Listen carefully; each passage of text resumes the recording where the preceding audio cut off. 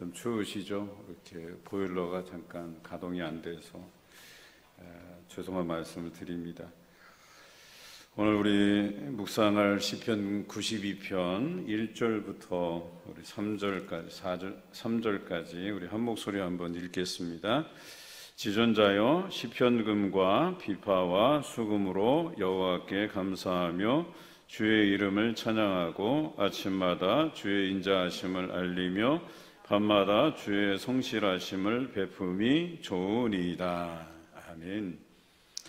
여러분, 이 시편을 읽으면서 생각나는 찬양이 있으시죠? 여러분들이 아마 저희 세대 사람들은 다 아실 것 같은데요.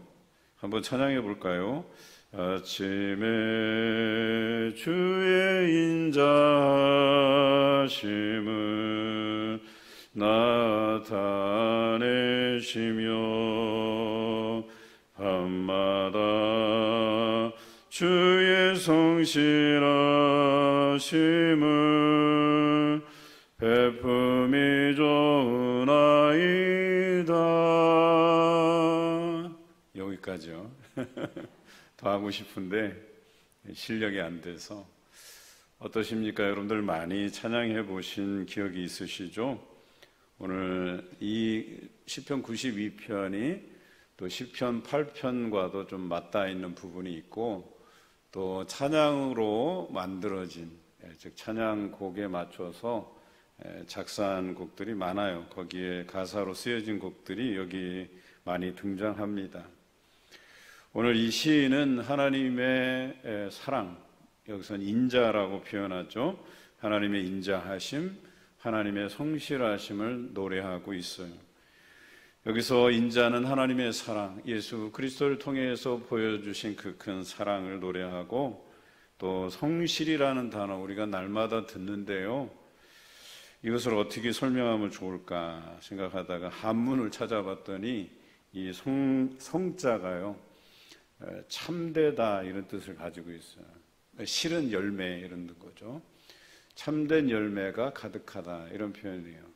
그런데 이 성자가 굉장히 중요합니다. 이게 한자들은 그 뜻풀이를 할 때 그 부수라 그러잖아요. 이렇게 몇 개의 글자가 합쳐진 한자들이 있잖아요. 근데 여기 성자는 앞에 말씀원이 붙어 있고 뒤에 이룰 성자가 붙어 있어요. 말씀을 이루는 거예요. 그러니까 하나님께서 성실하다는 표현은 하신 말씀을 이루셔서 그것이 우리 삶의 열매로 나타나게 하신다 이런 뜻이에요. 하나님께서는 그 말씀하시는 것을 이루지 않는 것이 없어요. 다 이루셔서 그것이 열매가 된다는 표현은 뭐예요? 보여진다는 뜻이잖아요. 우리 삶에서 보여진다는 거예요. 그래서 저 사람이 하나님을 신실하게 섬기고 날마다 하나님을 찬양했더니만 그 사람에게 하나님께서 어때요? 하신 말씀을 이루어 주시고 나타내시고 그것을 다른 사람들로 하여금 보게 한다. 그런 열매들이 많게 하신다. 이런 뜻입니다. 그러니까 시인은 어때요? 하나님께서 자신에게 베풀어 주시는 사랑, 또 자신에게 해 주시는 말씀을 이루시고 그것을 다른 사람들로 하여금 보게 하시는 그런 일들을 날마다 경험한 거예요.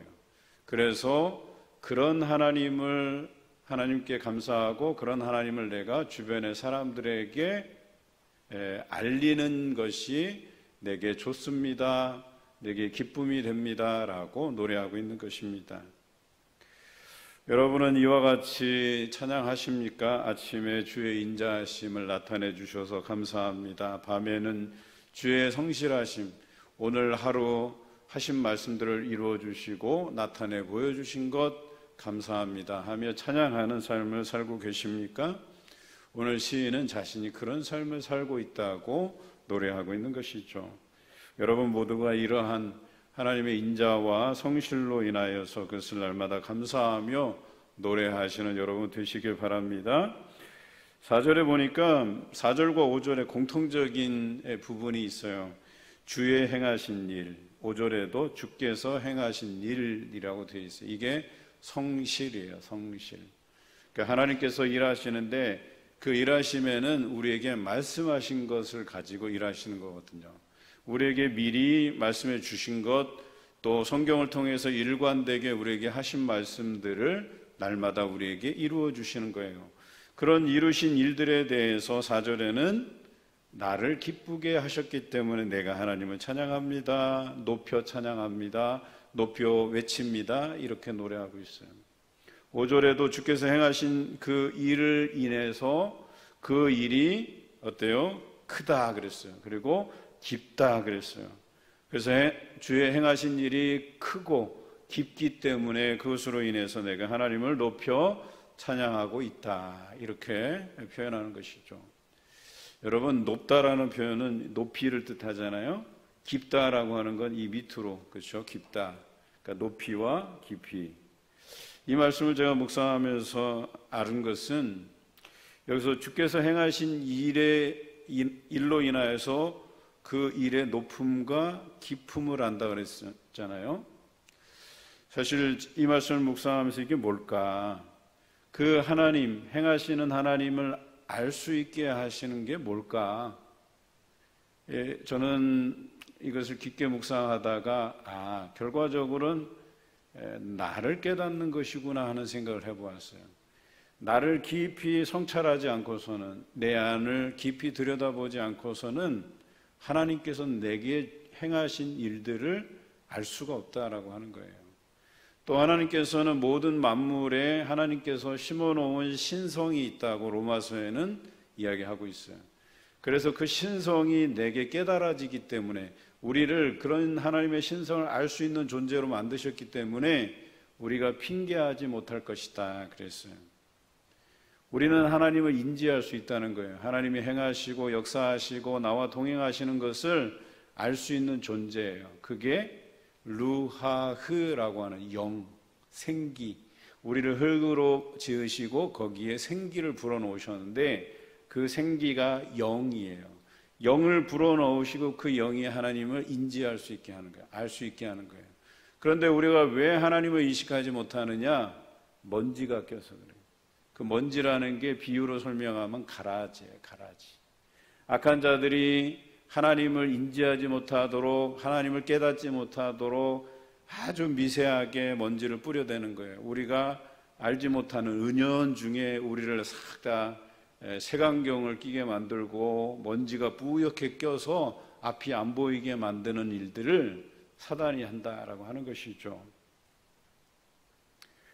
그런데 내 안에 역사하시고 내게 위로해 주시고 나와 동행해 주시는 그 하나님을 깊이 알기 위해서는 나를 성찰해야 돼. 나를 알아야 돼. 나를 들여다볼 줄 알아야 되고, 나를 날마다 하나님의 말씀 앞에 세워놓고 나를 하나님 앞에 정직하게 세우는 작업이 없으면, 훈련이 없으면 하나님을 알지도 못하고 깨닫지도 못하고 생각하는 것, 행동하는 것 다 어리석은 일이 되고 악한 자들의, 오늘 성경에 보면 행악자들의 일이라고 표현되어 있어요.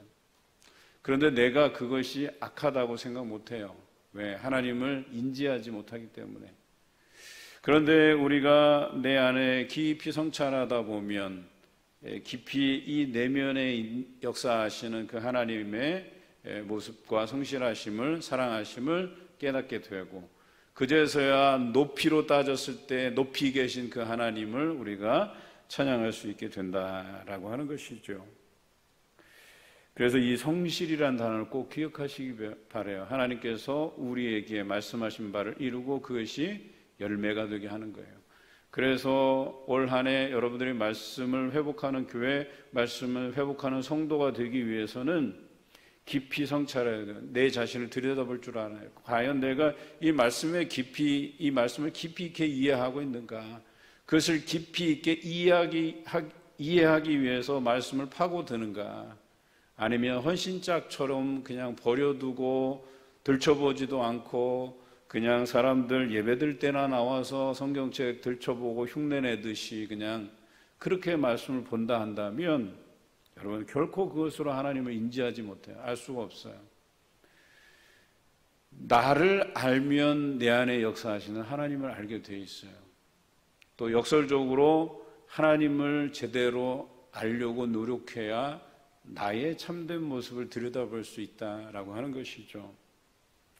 그러나 무지하고 어리석은 자는 하나님을 알지 못한다고 6절에 기록되어 있어요. 그들을 악인이라고 표현해요. 악한 사람, 행악자라고 표현해요. 하나님을 알지 못하는 사람은 누군가를 정죄하고 누군가에게 피해를 입게 하고 그런다라고 얘기하는 거죠. 7절에 보니까 악인은 풀같이 자라고 악을 행하는 자들은 다 흥왕할지라도 영원히 멸망하게 될 것이다 라고 노래하고 있어요. 풀같이 자란다는 게 뭐예요? 곡식과 가라지의 비유처럼 그냥 같이 자라요. 혹시 이것을 잘못 이렇게 뽑으려 하다가는 곡식이 다칠 수도 있는, 소위 말해서 악한 자들은 잠재적인 요소가 있어요. 누군가를 해코지하고 정죄하고 비판하고 원망할 수 있는 잠재적 요소들이 있다라고 하는 거예요. 보통은 하나님의 사람들은 표현할 때 다 제 책임입니다. 제가 죄송합니다. 저 때문에 이렇게 표현하지만 악인들의 습성은 너 때문에요. 나 때문에가 아니라 너 때문에 그렇다는 거예요. 항상 이렇게 핑계대고 모든 것을, 우리가 창세기 묵상하면서 그랬잖아요. 그 아담과 하와의 이야기를 제가 들려드리면서 아담이 그러잖아요. 하나님이 주신 이 여자 때문에 이러잖아요. 그러니까 뭐예요? 결과적으로 하나님 탓하는 거예요. 하나님이 이 여자를 붙여주시지 않았으면 나는 절대 이 사단의 유혹을 받지 않았을 텐데, 이런 엉뚱한 짓을 하게 된다는 거예요. 그래서 하나님께서 3번의 기회를 주셨음에도 불구하고 핑계로 일관하는 거예요. 아담도 핑계대고 하와도 핑계대고, 하와도 저 사단이 주어서 먹게 했다고. 그게 바로 악한 이들의 죄의 습성이라고 얘기하는 거예요. 그러나 우리들은 뭐예요? 우리가 책임지는 자리에 서 있는 거예요. 항상 나 때문에 그렇습니다. 제가 죄송하게 되었습니다. 내가 하나님 앞에 더 잘하겠습니다. 내가 너무나도 부족합니다. 열심히 한다고는 하지만 이것밖에 안 되네요. 제가 좀 더 열심을 내보겠습니다. 이게 믿는 자들, 하나님을 안다고 하는 자들의 행동이라고 하는 거죠. 하지만 하나님을 알지 못하고 무지한 자들은 나는 완벽하다고 생각해요. 나는 잘못이 없다고 생각해요. 그래서 누구를 탓하는 것으로 일관해 버려요. 그러나 악한 자들은 흥황할지라도 영원히 멸망할 것이라고 하는 이 본문을 기억하시기 바라요. 그들의 전성기는 잠시일지 모르지만 결과적인 것은 멸망의 길로 갈 수밖에 없다는 거예요. 잘 되는 것 같아 보이지만, 잘 먹고 잘 살고 평안하고 사람들에게 지지를 얻는 것 같지만 그렇지 않아요. 결과적으로 하나님의 심판대 앞에서 멸망을 면할 수 없는 자리에 서게 될 것이다. 오늘 시인은 노래하고 있어요. 우리가 부르는 노래의 결국은 어떤 찬송이 되어야 되는가? 8절의 표현처럼 하나님이 영원토록 지존하시다라고 노래해야 돼요. 이 땅에서 지존하신 분, 높여 찬양하실 분은 하나님 한 분뿐이시다. 이 고백이 있어야 돼요. 이 고백이 있으려면 하나님이 이 땅의 주관자이신 것을 고백해내야 돼요. 하나님이 모든 것을 이끄시고 인도해 가신다라고 하는 이 고백이 있어야만 하나님을 높여 찬양드릴 수가 있어요. 오늘 이 자리에 나오신 여러분들의 찬양이 지존하신 하나님을 날마다 찬양하고 그분께 감사하시는 여러분 되시길 바랍니다. 하나님을 찬양하는 우리는 10절에 이렇게 표현되어 있어요. 그 뿔을 높이시고 신선한 기름 부음을 얻게 된다. 그랬어요. 얼마나 감사한 일이에요. 우리는 그저 부족한 모습에도 불구하고 그냥 입술로 하나님을 찬양할 뿐이었는데, 하나님이 지존하시다고 고백했을 뿐인데 우리 하나님께서는 우리의 뿔을 높여주신다, 이렇게 표현하고 있어요. 그리고 우리에게 신선한 기름 부음을 얻게 하신다 그랬어요. 기름 부음이라는 표현은 무엇과 연결되냐면 기쁨이라고 하는 단어와 연결돼요. 나에게 하나님께서 기름 부으시면 그것으로 인해서 내가 원수의 목전에서 기뻐 뛰며 찬양하게 되는 거예요. 여러분, 우리 세상은 이 악한 이들이 점령하고 악한 사람들의 그 법칙과 그들의 경험으로 운영되어지는 세상이에요. 그래서 공주의 권세 잡은 자가 지배하는 세상이에요. 악이 횡행하고, 그런데 그런 시대에 우리 크리스찬들은 하나님의 안목에서 이 세상을 바라보고 살아가는 사람들이거든요. 차원이 다른 사람들이에요. 그런데 우리가 이 악한 자의 안목에서 보면 이 땅에서 살 소망이 없고 망해가는 것 같고, 야, 이러다가 결과적으로 우리 정말 되돌이킬 수 없는 길로 치닫는가 보다, 이런 걱정 안에서 살아가요. 그러나 하나님의 질서를 이해하는 사람들은 이 땅의 주관자가 하나님이신 것을 고백하는 사람들은 걱정하지 않아요. 다만 하나님께서 이 땅을 심판하시기 위해서 예수 그리스도가 이 땅에 오심이 앞당겨진다고 하면 우리는 뭐 나쁠 것 없잖아요. 하나님께서 예수 그리스도를 믿는 우리들을 구원하시리라고 하는 이 믿음 때문에 우리는 세상이 망한다 하더라도, 심판대 위에 선다 하더라도 우리는 걱정할 필요가 없다라고 하는 것이죠. 바로 그런 영적인 안목과 믿음 가운데 우리는 살아가는 사람들이에요. 그래서 어때요?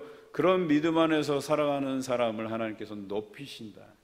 그래서 날마다 기름 부어주셔서 기쁨으로 행하게 하신다라고 하는 겁니다. 오늘 여러분 기쁨 가운데 거하셨습니까?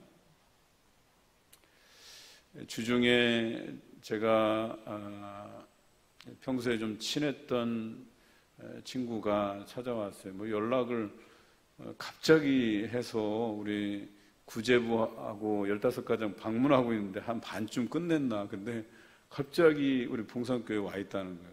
그래서 화들짝 놀라갖고 왜 갑자기 이렇게 들쑥 찾아왔나 했어요. 알고 보니까 전주에 우리 또 다른 동기 목사님 위로하러 왔다가 저한테 들린 거였었어요. 지난번에 제가 잠깐 이야기했듯이 그 소중한 딸을 잃었잖아요. 그러니까 장례식에 가보지 못해서 미안해서 찾아온 거예요. 찾아온 김에 이 친구가 가면서 그 봉산교회 윤 목사 만나고 가라 그래서 온 거예요. 와서 한 1시간 반 정도 같이 이야기를 나누는데, 어찌어찌 그냥 이게 개인적인 이야기를 하다 보니까 재미난 이야기가 나왔어요. 저희가 그 부임해서 한 4년 이제 사역해 오고 있는데 4년째인데 성도들에게 좀 서운한 게 있었나 봐요. 이래저래 이야기하는데 제가 듣다 보니까 아이고야, 나는 정말 행복한 목회자구나, 이런 생각이 문득 들었어요. 그래서 그렇구나. 제가 오늘 이 말씀 묵상하면서 하나님을 바라보는 저뿐만 아니라 오늘 이 자리에 나와서 하나님을 부여잡고 바라보고 말씀 가운데 살아가는 여러분들도 날마다 하나님께서 주시는 이 신선한 기름 부음을 통해서 기뻐할 수 있겠구나 하는 믿음이 생겼어요. 사실 그 전에 제가 여기 와서 목회가 불행하다 이렇게 생각해 본 적은 없지만, 그렇다고 해서 내가 즐겁다 이렇게까지 즐거운 기운까지는 아니었는데, 그 친구를 통해서 이렇게 저렇게 이야기를 들어보니까 내가 정말 그 행복하고 하나님께서 내게 부으시는 신선한 기름 부음으로 인한 기쁨을 내가 많이 몰랐구나. 어느 정도는 내가 그걸 느끼면서 산다고 자부했는데, 제가 생각한 것에 지나도록 부으시는 하나님께서 주시는 기쁨이 있었구나, 이런 생각을 해봐요. 결과적으로 뭐예요? 내가 이것을 더 강하게, 더 많이 경험하기 위해서는 하나님을 더 높여드리면 돼요. 지존하신 하나님, 그 하나님께서 내 뿔을 높이시고 나에게 신선한 기름을 부으실 것을 믿고 날마다 하나님을 찬양하시는 여러분 되시길 바랍니다. 그러나 반대로 하나님을 비방하는 자들은 어떻게 될 것인가? 하나님의 말씀을 부인하는 자들은 9절의 표현대로 패망하고 흩어지리라 그랬어요. 흩어져 버린대. 제가 요즘 설교를 하면서 망한다, 패한다, 멸망한다, 이런 표현들이 너무 자주 등장해요. 그런데 성경에 검색을 해보시면 알 거예요. 구원과 복, 은혜, 이것도 많이 이야기하지만 그거와 동일하게 다루어지는 게 패망, 멸망, 이거예요. 그러니까 성경은 뭐예요? 말씀을 믿고 신뢰하는 자와 그러지 못하고 비방하고 믿지 않고 의심하는 자, 이렇게 나누어진다는 얘기예요. 그래서 하나님을 비방하고 하나님의 말씀을 의심하는 자들은 패방하고 흩어지게 된다.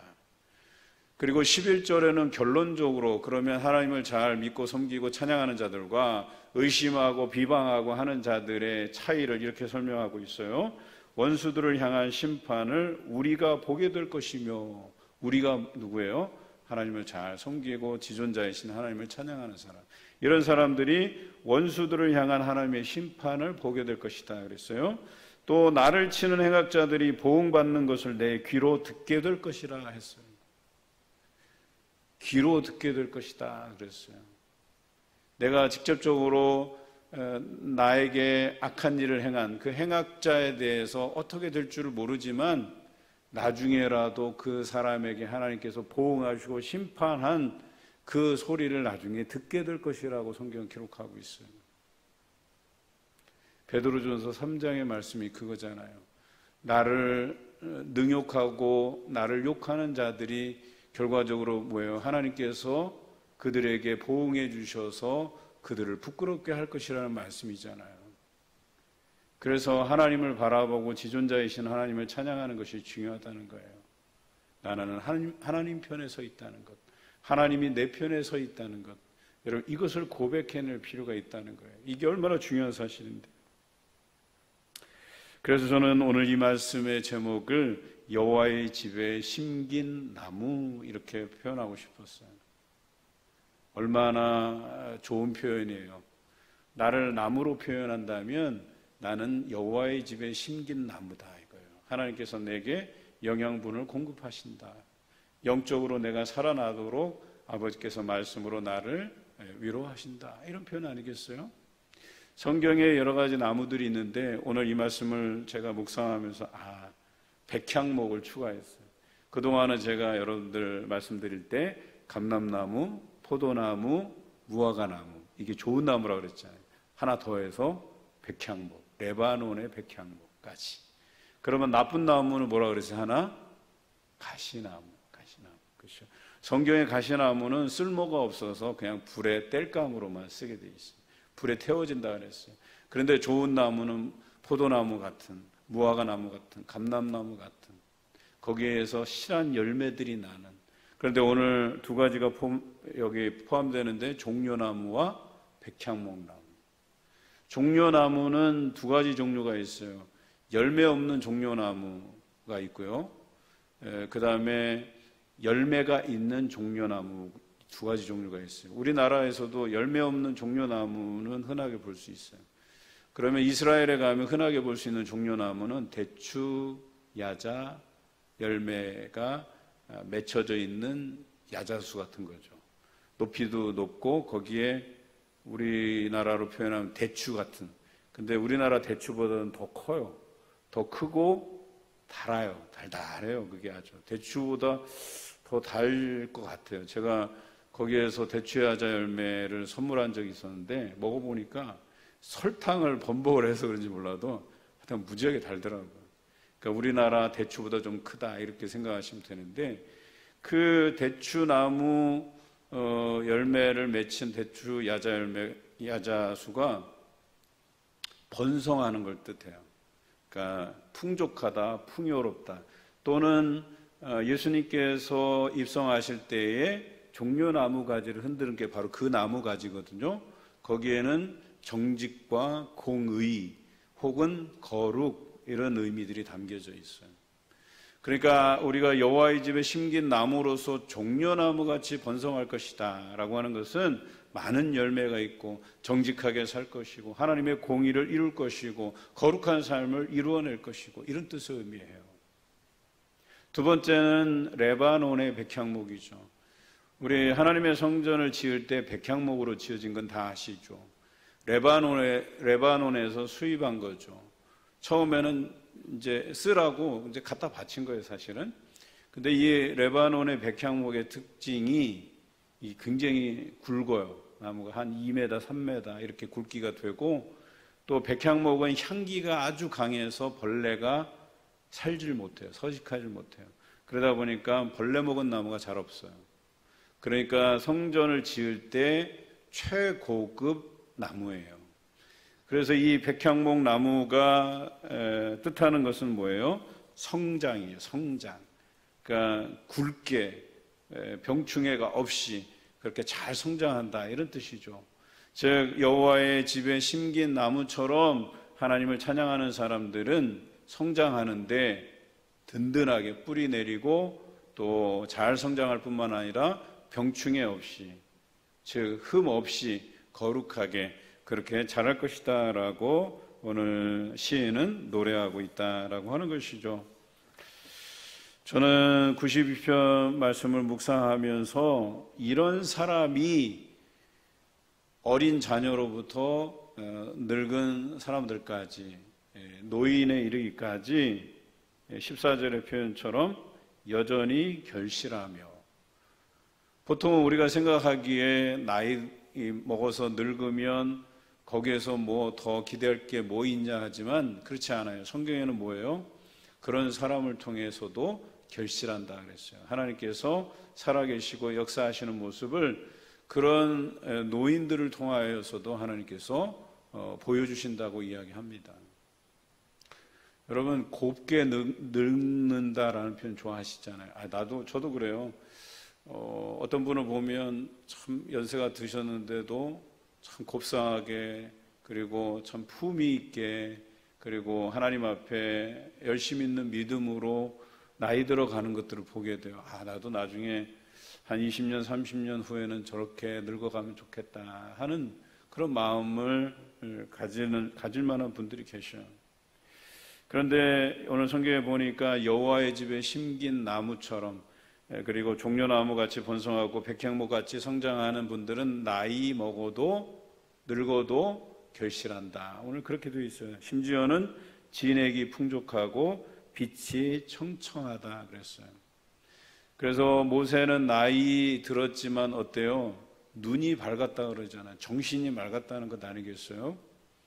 여러분들도 다 같이 여호와의 집에 심긴 나무로서 번성하고 성장하고 늙어서도 결실하고 진액이 풍족하고 빛이 청청한, 정신 똑바로 차리고 하나님을 날마다 묵상하고 찬양하는, 우리 표현으로 하면 곱게 그렇게 나이 들어가시는 여러분 되시길 주님의 이름으로 기원합니다.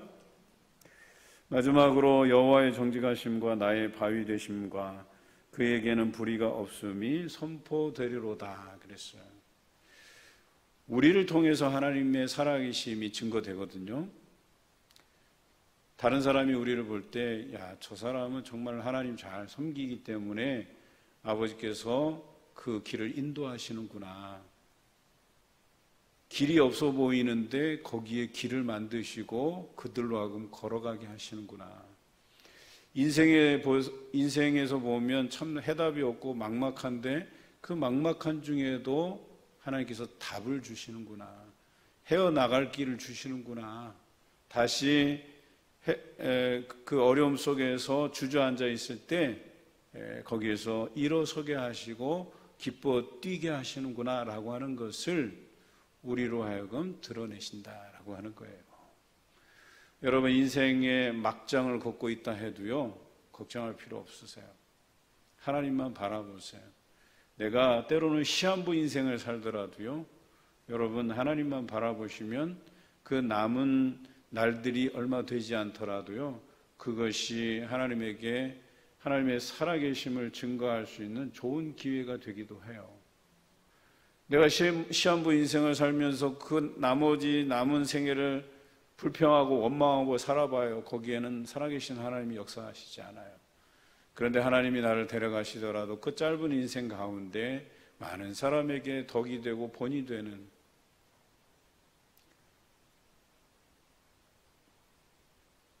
제가 김 권사님 생각이 자꾸 나는데, 생전에 아프신데도 우리 토요일날 청소하실 때 그 전주구역이 딱 걸리면 나오셔서 같이 청소에 동참하시고 그랬거든요. 그게 그 권사님 마지막 모습이었었어요. 그리고 우리가 그 당회실이죠. 지금의 당회실 리모델 하기 전에 거기서 같이 앉아서 간식 먹고, 또 그냥 오시지 않고 막 이렇게 성도들을 위해서 차도 준비해 오시고. 근데 생각해 보니까 그 권사님의 생애도 그렇게 짧은 인생을 살다 가셨지만 그래도 참 아름답다 하는 생각을 해보는 거예요. 왜냐하면 그분 생전에 제가 신방 할 때도 2번 신방해서 예배 드릴 때도 항상 그분의 신앙 고백은 하나님이 언제라도 나를 데려가시면 준비된 신앙이었었어요. 그리고 그 말 표현에선 그 어느 것도 후회스럽거나 원망의 표현들을 제가 들은 적이 없어요. 그냥 하나님께서 자신에게 허락된 그 생애들을 그저 말씀 붙잡고 살아가려는 그 의지를 제가 분명히 보았거든요. 분명히 들었거든요. 그와 같이 우리의 삶이라고 하는 것이 늙어서도 결실할 수 있고 누군가에게는 정말 저분 안에 하나님이 살아 역사하시는구나, 이것을 드러내 보여줄 수 있어야 된다라고 하는 것이죠. 그런데 내게 조금 불리한 일들이 생기고 내게 좀 이렇게 어려운 일이 생겼다고 해서 그것으로 사람들 앞에서 불평하고 원망한다고 하면 누가 그 사람들을 통해서 너 정말 하나님 믿는 거 맞아? 하나님이 너와 함께 하시는 거 맞아? 이렇게 의심을 품는다고 하면 여러분, 그게 어떻게 그리스도인이라고 말할 수 있겠어요? 그게 어떻게 하나님을 따른다고, 하나님 예수 그리스도의 제자라고 얘기할 수 있어요? 우리는요, 매일의 삶에서 주시는 그 모든 역경, 고난, 어려움 속에서 하나님께 감사할 수 있어야 됨을 찾아야 되는 거예요. 자족함을 찾아야 되는 거예요. 오늘도 오늘 권사님 통화하는데 화상을 입으셔서 참 고통스러웠겠다 하는 생각이 들었어요. 그럼에도 불구하고 지난주에 나왔어요. 그 화상에도 불구하고 거기 다 이렇게 표시 안 나게 싸매시고 또 오셨어요. 그래서 걱정스러워서 전화를 했더니 괜찮대요. 많이 좋아졌대. 또 한쪽은 붕대 풀어서 좋다고. 다니시는데 괜찮겠냐고 그러니까 괜찮다고. 제가 그분을 이렇게 바라보면서 그렇다. 저게 믿음이겠구나. 여차하면 우리는 핑계를 일삼잖아요. 내가 이참에 그냥 교회 나가기 싫어. 그냥 핑계 대고 내가 나가지 말지. 그냥 집에 있지. 이게 그냥 우리의 일상적인 불쑥불쑥 찾아오는 마음이잖아요. 그럼에도 불구하고 그런 어려움 속에서도 내가 기도하기를 더 바라고 더 해야겠다는 그런 생각을 하잖아요. 우리 또 장모님 한 분이 코로나 때문에 지금 격리 중이신데 굉장히 고통스러우시더라고요. 제가 전화를 해보니까 아파요. 많이 알았어요. 내외간에 다 걸려갖고 굉장히 고통스러우신 것 같더라고요. 그럼에도 불구하고 이 새벽 기도에 내가 가서 기도해야 되는데, 우리 가정을 위해서 기도해야 되는데, 그 열정들이 있으시더라고요. 여러분, 그게 믿음 아니겠어요? 근데 이참에 내가 그냥 쉬지, 이참에 내가 교회 안 나가고 그냥 핑계 삼아서 그냥 이런 게 아니에요. 어떻게 하든 내가 이 코로나의 상황 때문에 하나님 곁으로 나가지 못하는 것을 아쉬워하고 안타까워하고, 여러분, 그게 믿음 아니겠어요? 그런 사람은 오늘 본문에 나와 있는 것처럼 날마다 하나님을 찬양하고, 그래서 여호와의 집에 심긴 나무처럼, 종려나무 가지처럼 나무처럼 번성하고 백향목처럼 성장하는 그런 삶을 경험하게 되는 거예요. 그런 사람을 통해서 예수 그리스도가 전해지는 거예요. 전도라는 것은요, 여러분이 잘 살면 돼요. 그런데 전도가 안 되는 이유 중에 하나는 잘못 살아서 그래요. 너같이 그렇게 행동하는 사람들, 너같이 그렇게 불평하고 원망하는 사람 보면 나도 그런 하나님 믿고 싶지 않다. 그게 전도를 방해하는 거예요. 오히려 내가 모든 일의 상황 속에서도 감사할 수 있고 괜찮다 말할 수 있는 자족하는 은혜와 감사가 여러분 안에 넘쳐나고, 결과적으로 뭐예요? 내가 여호와의 집에 심긴 나무기 때문에 결과적으로 나는 번성하게 될 것이고 성장하게 될 것이고 하나님께서는 나의 삶을 책임져 주실 것이라고 하는 이 믿음 안에서 사는 것, 그것을 바라보는 사람들이 야, 이 사람 정말 믿음 좋으네? 그런 하나님이라면 나도 한번 믿어보고 싶네? 내가 볼 땐 이 사람 내세울 것 없고 형편도 보니까 그렇게 좋은 형편도 아닌데 어떻게 저렇게 즐겁게 감사하게 저렇게 활기차게, 나 같으면 벌써 우울감에 사로잡혀 있어서 주저앉았을 텐데 이 사람은 이상하게 형편으로 봐도 내가 낫고 이 사람의 여러 가지 상황들을 봐도 내가 훨씬 난데 이 사람이 살아가는 삶은 오히려 나보다 더 나은 삶을 사네 라고 하는 이 말을 들을 수 있어야 되지 않겠냐라고 하는 것이죠. 여러분, 여호와의 집에 심긴 나무처럼 사시기 바랍니다. 그러면 종려나무처럼 번성하고 백향목처럼 여러분께서 성장하게 될 줄로 믿습니다.